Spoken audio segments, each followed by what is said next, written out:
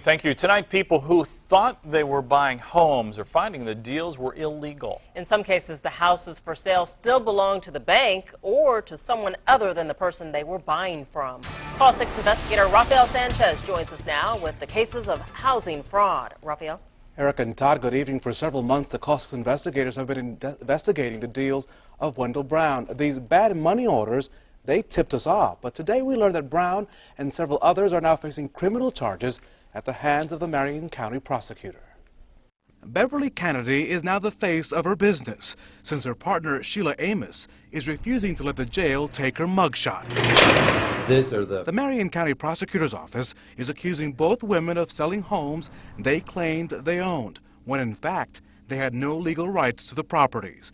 Both women allegedly claim that they are sovereign citizens and thus don't believe the prosecutor nor the courts have a right to judge or punish them. And the claim that they somehow have some divine right that goes back to some prior era is meaningless and irrelevant. Authorities are also focused on Wendell Brown. He claims he's a Moorish American and goes by the name Menace Ankh-El. Brown is accused of producing fake deeds and forging money orders to buy a home. He apparently managed to move into a house and claimed he was the owner, though that was not the case.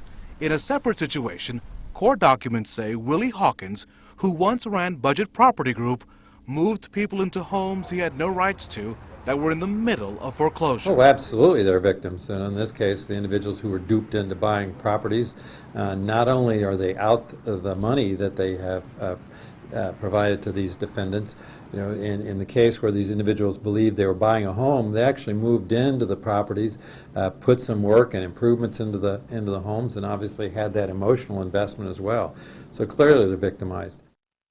The Marion County Prosecutor's Office believes there are dozens of more victims that have yet to step forward, and those victims of any of those deals are asked to call 327-5600, which is the prosecutor's grand jury hotline. So Erica and Todd, the prosecutor wants to hear from others that may have been impacted by these bad, illegal deals. So what about those victims? What's their status? You know, the tough story on this, many of those victims have lost their homes and the thousands of dollars that they invested in those properties.